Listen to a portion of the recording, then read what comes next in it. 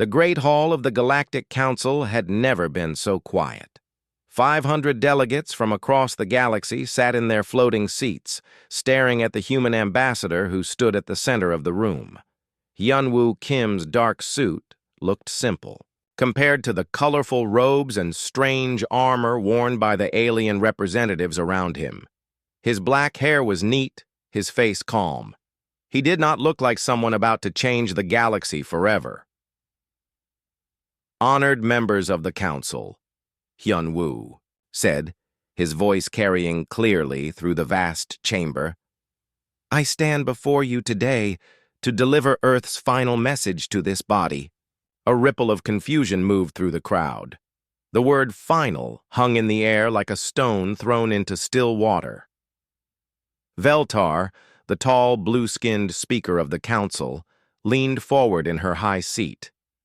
Her 6 eyes blinked in the pattern that showed deep worry.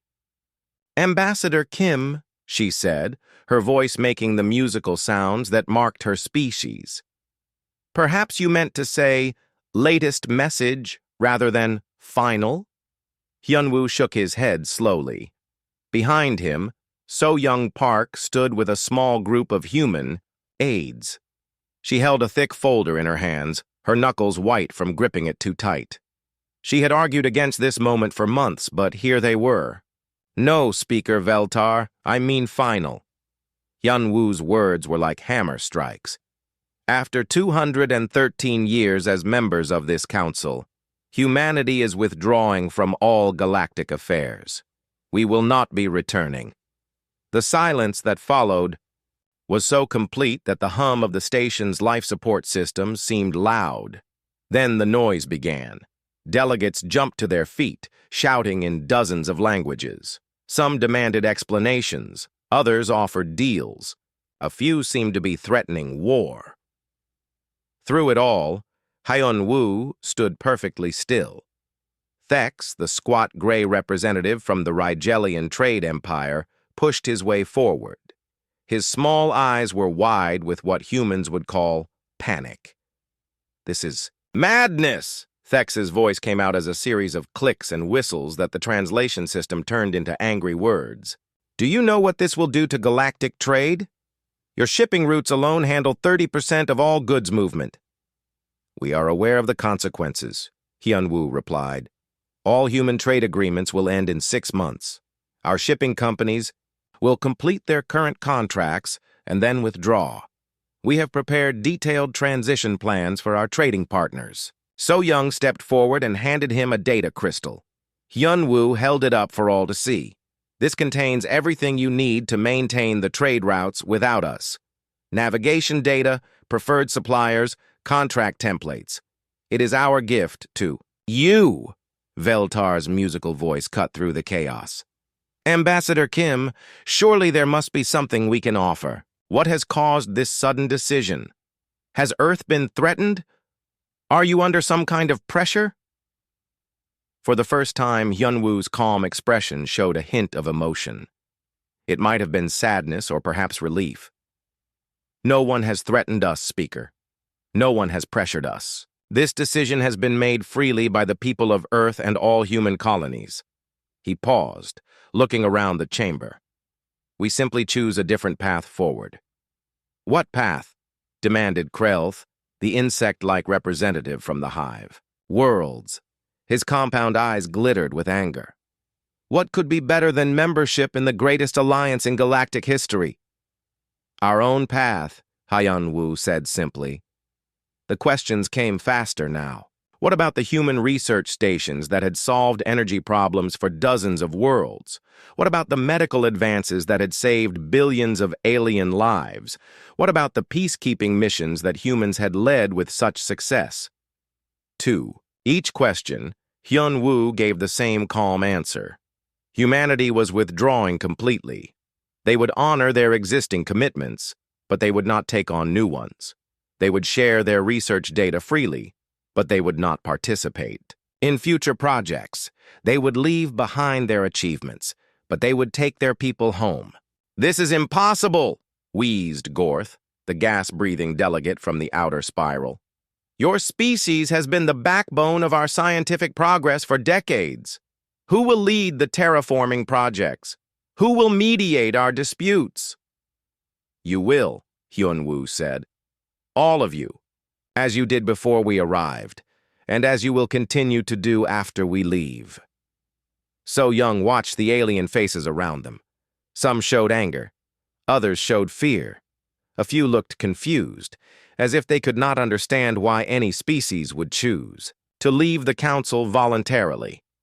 In all the galaxy's history, no member race had simply walked away. Species had been conquered. They had been destroyed. They had been expelled for crimes against other worlds, but none had ever just left. There must be conditions, Veltar said, her voice now desperate. Demands you wish to make, territories you want, resources you need. Name your price, Ambassador Kim. Hyun-woo smiled then, and it was a gentle expression that seemed out of place in the tense chamber. There is no price, Speaker. We want nothing. From the Council, we owe nothing to the Council. We simply choose to go home. He gestured to So-young, who stepped forward with another crystal. This contains all the data from Project Horizon, Hyun-woo said. Our most advanced research into faster-than-light travel, energy generation, and biological adaptation. It is yours freely, with no conditions attached. The chamber erupted again. Project Horizon was humanity's most secret research program. For 50 years, other species had tried to learn what humans were working on in their hidden laboratories. Some had even sent spies, though the humans had always caught them and politely sent them home with tea and cookies. Why? Veltar's voice was barely a whisper, but the translation system carried it to every corner of the hall. Why give us your greatest secrets? Why help us when you are leaving us? Hyun-woo's expression grew serious. Because helping others is what humans do. It is who we are. That will not change when we leave this place. He walked to the center of the chamber and placed both crystals on the speaker's podium. Then he bowed deeply, in the ancient human manner that showed respect. The vote was unanimous, he said as he straightened. Every human world, every human station, every human ship. We go home together, and we go in peace. So-young felt tears on her cheeks as she watched her ambassador, her friend, deliver humanity's goodbye to the stars. Around them, 500 alien voices rose in confusion, anger, and fear. But Hyun-woo Kim just smiled and began to walk toward the exit, his small group of humans following behind him. They had said what they came to say. Now it was time to go home. The greatest exodus in galactic history had begun with a polite speech and a gift of knowledge. No threats, no demands, no drama. Just humans being human, one last time. Tae-ho Lee stood on the observation deck of the massive transport ship, watching as the last human families loaded their belongings onto smaller vessels. Below them, the world of New Seoul sparkled in the light of its twin suns. The city's humans had built over 60 years glowed like jewels against the green landscape. In 3 days, it would all be empty. Status report, Tae-ho said into his communication device. Sector 7 is complete, came the voice of his assistant, Jin-A. All families evacuated, all personal items secured. The terraforming equipment has been shut down and prepared for transfer. Tae-ho nodded, making notes on his tablet. As colonial evacuation coordinator, he was responsible for organizing the withdrawal of humans from 47 worlds across the galaxy. It was the largest peaceful movement of people in known history, and somehow it was happening without a single fight or complaint. That was what amazed the aliens most. They had expected anger, destruction, maybe even war. Instead, they got humans packing their belongings as calmly as if they were moving to a new neighborhood. On the surface below, Mi Kyung-choi was overseeing the handover of the atmosphere processors that had turned New Seoul from a barren rock into a garden world. The tall machines hummed quietly, converting raw materials into breathable air for the colony that would never exist. "Are you sure about the settings?" asked Bixel, the Centaurian, observer who would take control of the facility. His lizard-like face showed the confusion that seemed to follow humans everywhere these days. "These machines are worth more than most planets. You could sell them for enough credits to buy a star system."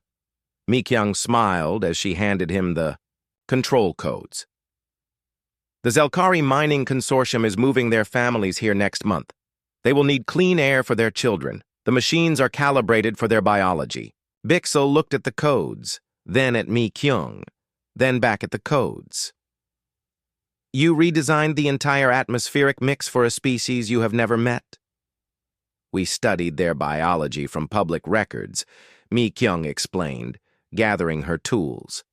"It was not difficult. Their children need more oxygen than adults, and they are sensitive to certain particles. The machines will adjust automatically as their population grows." "But why?"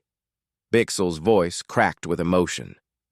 "Why help people you will never see again?" Mi-kyung paused at the door of the facility.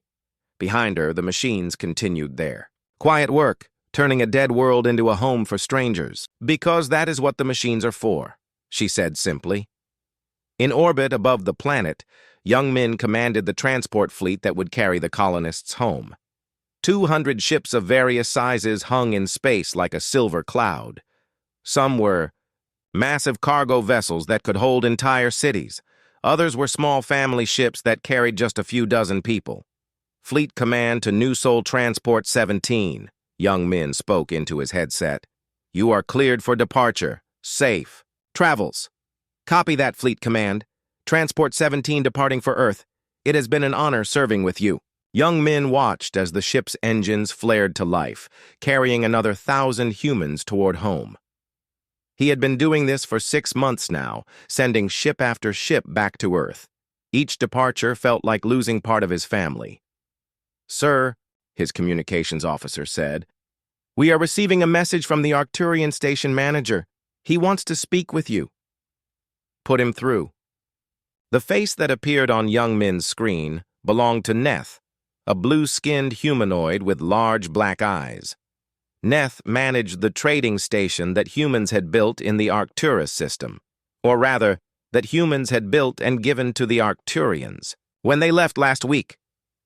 "Commander Young Min," Neth said, his voice tight with stress. "We have a problem with the station's power grid. The human technicians said you might be able to help us understand the maintenance protocols." Young Min pulled up the station schematics on his secondary screen.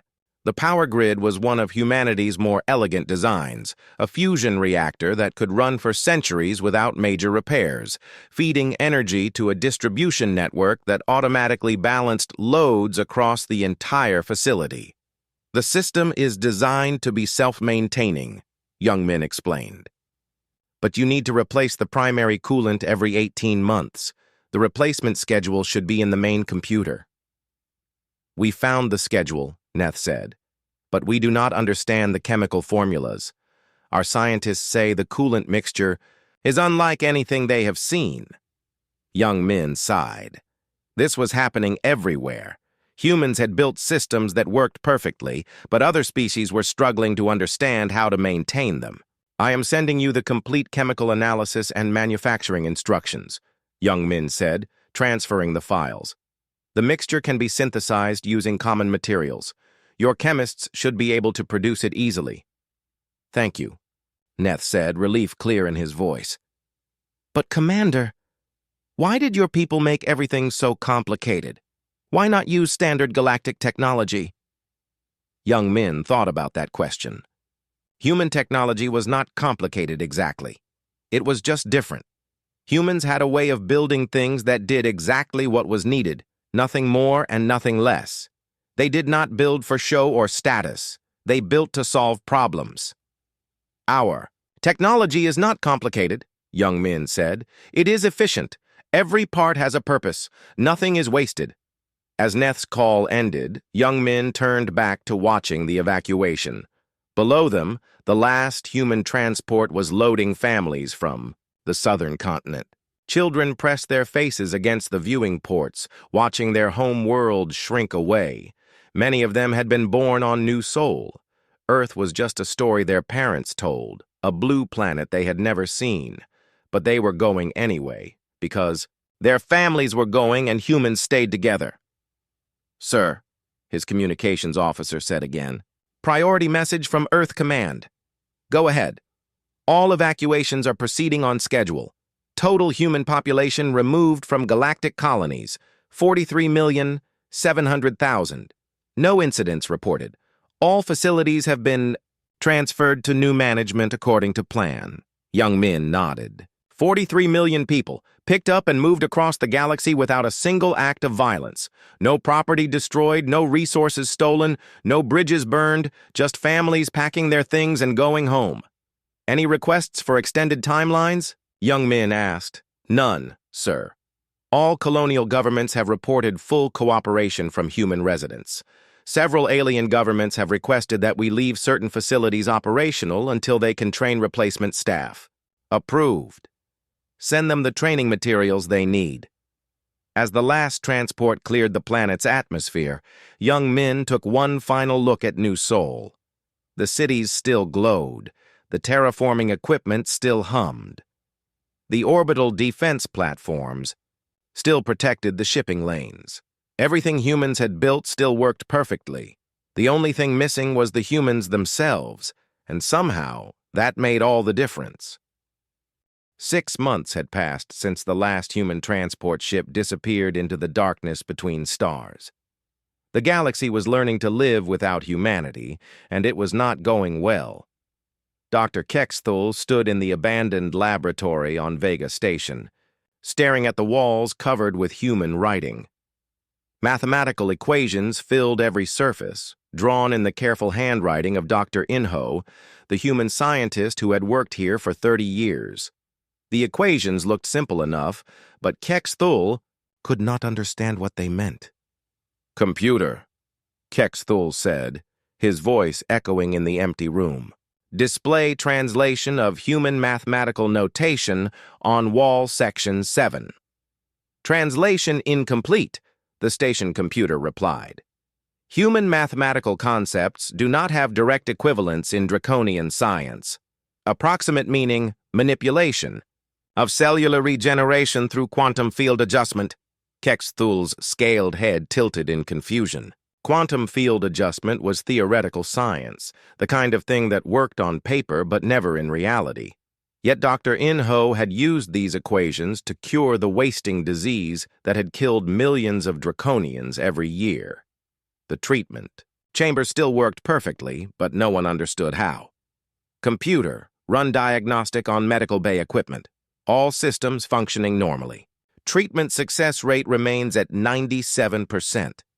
Maintenance requirements, none detected. That was the problem. Human technology did not break down the way it was supposed to.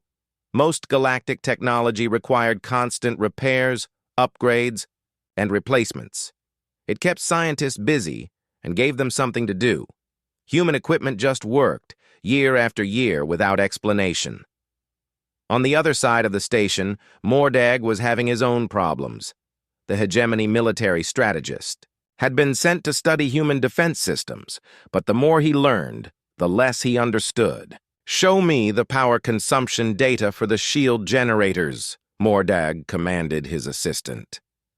The holographic display showed a graph that made no sense.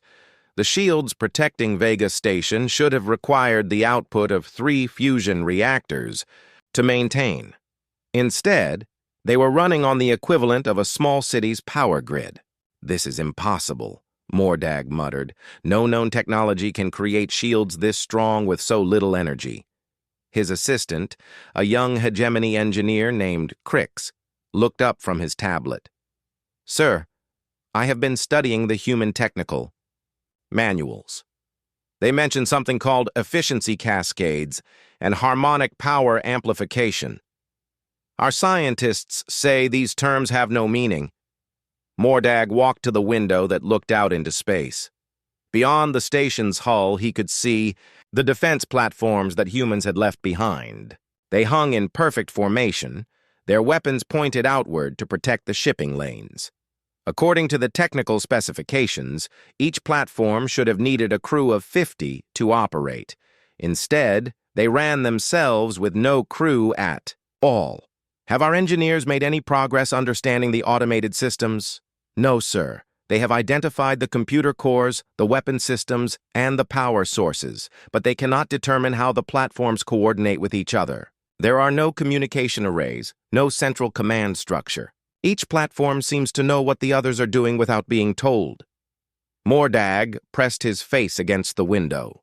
In his long career as a military strategist, he had studied the weapons and defenses of hundreds of species.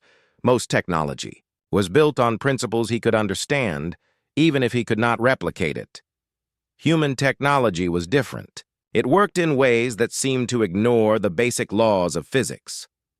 Back on the hegemony homeworld, similar problems were appearing everywhere. The agricultural systems that humans had designed to feed the growing population were starting to show strain. Not because they were breaking down, but because no one knew how to expand them. Engineer Valseth stood in the massive hydroponic facility that fed 12 billion hegemony citizens. The growing chambers stretched for kilometers in every direction, filled with plants that produced 3 times the normal yield.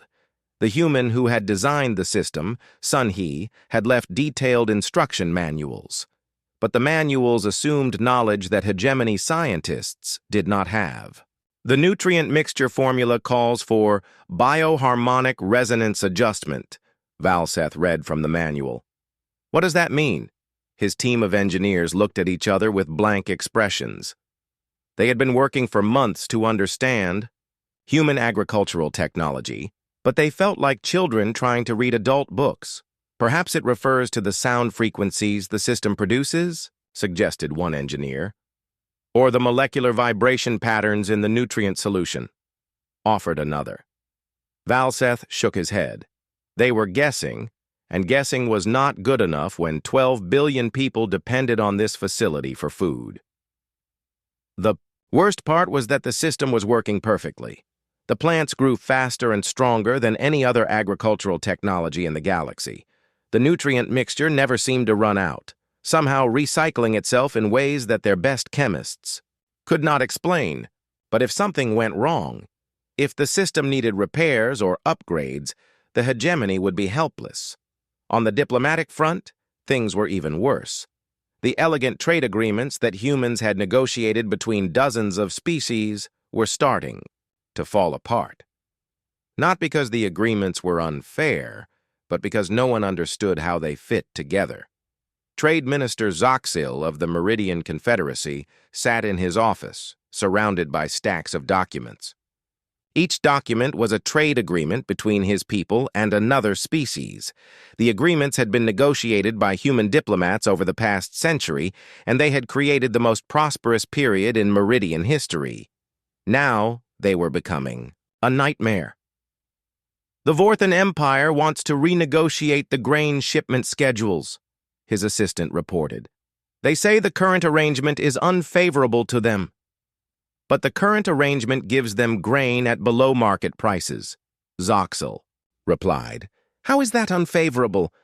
They say that the shipping routes tie up their cargo vessels in a pattern that prevents them from making other profitable runs. Zoxil looked at the shipping route map that covered his office wall. The routes looked random, but he knew they were not. Human negotiators had designed them to maximize efficiency for all parties involved. Ships from different species crossed paths at specific points, allowing them to transfer cargo and passengers. The timing was perfect, the fuel costs were minimal, and everyone made money. But now that humans were gone, no one remembered why the routes were designed the way they were. Species that had grown rich from human-negotiated trade deals were starting to think they could do better on their own. Schedule a meeting with the Vorthan trade delegation, Zoxil said. We will try to explain the benefits of the current system. His assistant nodded, but Zoxil could see the doubt in his eyes. How could they explain something they did not understand themselves? All across the galaxy, the same story was repeating. Human technology worked, but no one knew why. Human agreements were fair, but no one remembered how they balanced competing interests. Human solutions were elegant, but no one could see the problems they had been designed to solve. The humans had left behind a galaxy that ran perfectly, but no one knew how to keep it running. And slowly people were starting to realize that they had taken something precious for granted, something they might never get back. Zenith had always been good with numbers. As a Voidborn, her species lived for data analysis, finding patterns in chaos and meaning in confusion. She had worked for the Galactic Council for 40 years, maintaining the vast archives that recorded every decision, every vote, every treaty made by the 500-member species. But she had never seen anything like what was happening now. "Computer, display conflict resolution statistics for the past 2 years, Zenith said, her pale fingers dancing over the holographic interface. The data appeared in front of her as a 3-dimensional graph. Red spikes marked major disputes between species. Blue lines showed successful resolutions. Yellow dots indicated ongoing problems. What she saw made her 4-chambered heart skip a beat. Before humanity left, 17 major conflicts resolved, 3 minor disputes escalated to trade sanctions, 0 military actions. After humanity left, 43 major conflicts unresolved, 21 minor disputes escalated to trade wars, 5 military actions, 3 system blockades. The pattern was so clear that Zenith wondered how she had missed it for so long. She pulled up older data, going back 5 years, then 10, then 20. The same pattern appeared every time.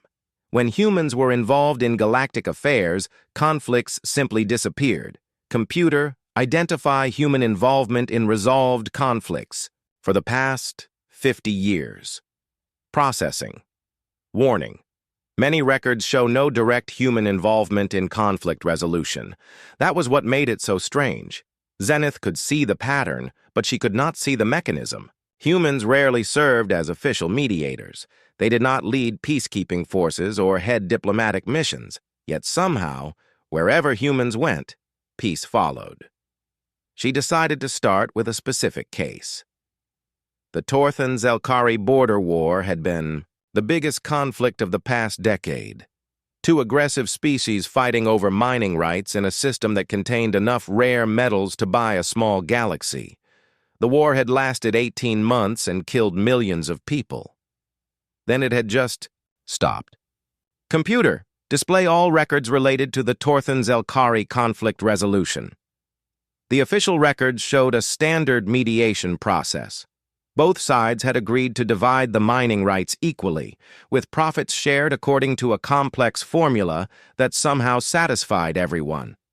The mediator was listed as Council Representative Dorvan, a neutral party from the Spiral Confederation. But Zenith noticed something odd in the footnotes. During the negotiation period, both the Torthan Emperor and the Zelkari High Commander had attended a cultural exchange program on the human colony world of New Busan. The program was listed as educational visits to study human agricultural techniques. That seemed innocent enough, but Zenith's analytical mind saw the strangeness immediately. Why would 2 military leaders need to study farming? And why had both of them visited the same human world during the middle of their war? She dug deeper, into the records of New Busan. The colony had been famous for its peaceful atmosphere and advanced farming methods. Visitors from across the galaxy came to learn from human agriculturalists. But as Zenith studied the visitor logs, a pattern emerged. Over the past 50 years, hundreds of political and military leaders had visited New Busan. Not all at the same time, and not for any obvious reason. They came to study farming or medicine or technology. They stayed for a few weeks, then returned home. And somehow, many of the conflicts involving their species were resolved shortly after their visits. Computer, cross-reference New Busan visitor logs with galactic conflict resolution records. The correlation was almost perfect. 87% of major conflicts had been resolved within 6 months of key leaders visiting the human colony. But there was no record of any political discussions taking place there. According to all official documents, the visitors had simply learned about growing vegetables and returned home. Zenith's investigation led her to other human worlds. New Tokyo, known for its medical research, had hosted visits from leaders whose people were suffering from plagues or genetic diseases. New Stockholm, famous for its environmental restoration techniques, had welcomed delegations from worlds struggling with pollution or climate disasters. Each visit was officially documented as educational, but the timing was too perfect to be coincidence. The humans had been running a secret diplomacy network disguised as cultural and educational exchanges. But that was only the beginning of what Zenith discovered. She found records of human trade advisors who had helped species restructure their economies in ways that reduced competition for resources. The advice was always presented as simple efficiency improvements, but the end result was that potential economic conflicts never developed. She found records of human scientists who had shared medical knowledge that prevented disease outbreaks, on worlds where plague could have led to social collapse and war. The sharing was described as routine scientific cooperation, but it always happened just before problems would have become critical. She found records of human engineers who had designed infrastructure projects that happened to create economic interdependence between traditionally hostile species, trade routes that required cooperation, communication networks that linked former enemies, resource extraction projects that were more profitable when multiple species worked together. It was all there in the official records, but no one had ever connected the pieces. Humans had been quietly preventing conflicts before they started, solving problems before they became crises, and building connections between species that would otherwise never trust each other. The most disturbing discovery came when Zenith started looking at current events. The conflicts that were tearing the galaxy apart now were not new problems. They were old tensions that humans had been managing for decades. Border disputes that had been settled were being reopened. Trade agreements that had worked for generations were falling apart. Scientific cooperation that had solved major problems was being abandoned. Without humans to maintain the delicate balance they had created, the galaxy was reverting to its natural state of chaos. Computer, project current conflict escalation trends over the next 5 years. The results made Zenith's pale skin turn even whiter.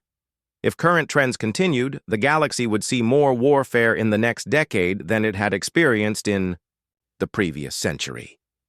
Not because new problems were emerging, but because the old problems that humans had been quietly solving were coming back. She realized that humanity had been doing more than participating in galactic civilization. They had been holding it together, preventing it from tearing itself apart through its own aggressive nature. They had been the glue that kept hundreds of species from destroying each other. And now they were gone. Zenith sat back in her chair, surrounded by data that told an impossible story. Humanity had left the galaxy not because they were angry or afraid, but because they believed other species could learn to solve their own problems. It was not abandonment.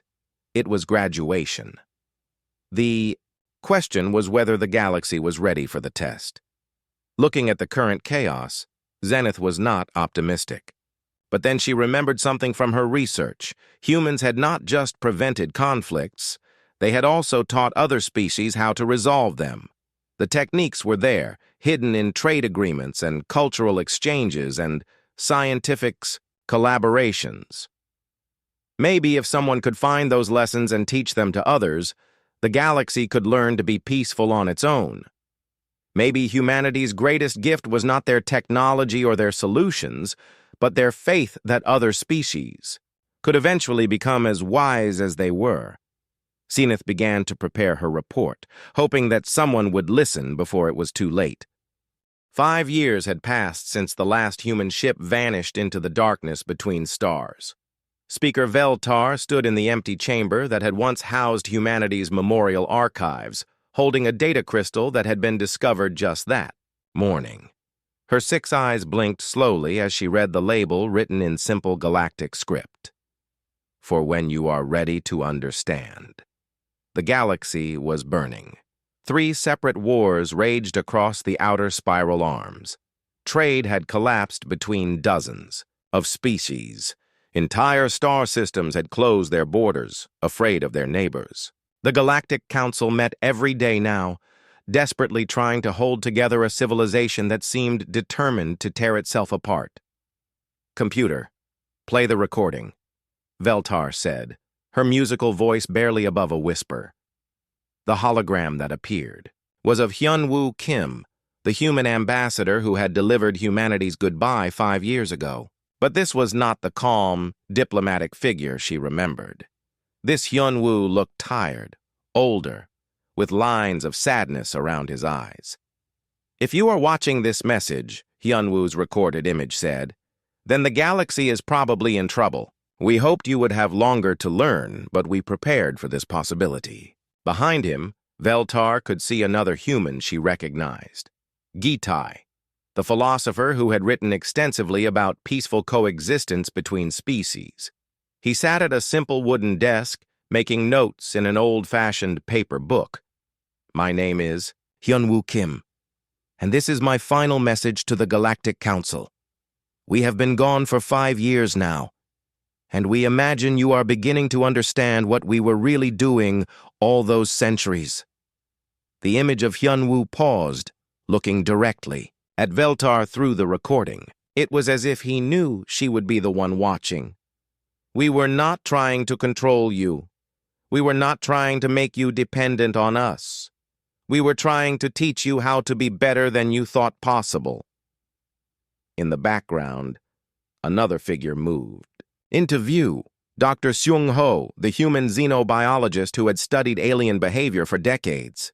He was elderly now, his hair completely white, but his eyes still held the gentle intelligence that had made him famous across the galaxy. "Every species in the galaxy evolved from predators," Dr. Seung-ho said, his voice kind but firm. "Your ancestors survived by fighting, by taking what they needed from others, by being stronger and faster and more aggressive than their competitors. This is not a criticism. It is simply biology." Gitai looked up from his notebook. "But intelligence changes everything. Once a species develops higher thinking, they can choose to be more than their instincts. They can choose cooperation over competition, peace over war, generosity over greed. The problem," Hyun-Woo continued, "is that choosing peace requires practice. It requires examples. It requires someone to show you that another way is possible." The recording shifted, showing images of human worlds at their peak, cities where dozens of alien species lived and worked together, research stations where former enemies collaborated on projects that benefited everyone, trading posts where complex negotiations happened without a single weapon in sight. "Humans were not naturally peaceful," Dr. Seung-ho explained. "We spent thousands of years fighting each other, destroying our own world, nearly driving ourselves extinct. We learned peace the hard way, through suffering and failure and the gradual understanding that cooperation was the only path to survival." Veltar felt her heart skip as she realized what the recording was revealing. Humans had not been naturally superior to other species. They had simply learned these lessons earlier. "When we first joined the galactic community," Hyun-Woo said, "we saw species making the same mistakes we had made, fighting over resources that could be shared, destroying planets that could be healed, choosing war when peace was possible. So, we decided to help, quietly and carefully, the way we wished someone had helped us." The recording showed more images now. Human negotiators working behind the scenes to prevent conflicts. Human scientists sharing discoveries that made war unnecessary. Human engineers building systems that encouraged cooperation between traditional enemies. "Every trade route we designed was intended to create interdependence," Gitai explained. "Every cultural exchange we sponsored was meant to build understanding. Every technology we shared was chosen to solve problems that might otherwise lead to violence." Dr. Seung-ho leaned forward in his chair. But there was always a plan to leave. We knew that if we stayed too long, you would become dependent on us. You would never learn to create peace on your own. True wisdom cannot be given. It must be earned. The recording paused, and Hyunwoo's face filled the screen. The galaxy is probably in chaos right now. Old conflicts are returning. Systems we built are failing. Species that work together are fighting again. This is not failure. This is graduation. Veltar's musical voice made sounds of distress. Around her, the empty chamber seemed to echo with the ghosts of better times. Every system we built was designed to fail gradually, the recording continued. Not to cause harm, but to force you to build your own solutions. Every trade agreement was written to encourage you to create better ones. Every peace treaty was structured to teach you the principles of lasting cooperation. The image shifted to show a room full of humans working at computers and drawing boards. Veltar recognized some of them. Diplomats and scientists and engineers who had served in the galaxy for decades. Project Horizon was not about faster ships or better weapons, Dr. Shung-ho said. It was about creating a galaxy that could survive without us. Every human who worked in galactic affairs was part of the project. Every decision we made was designed to move you closer to independence. Gitai held up his notebook, filled with observations and calculations. We studied your species for 2 centuries.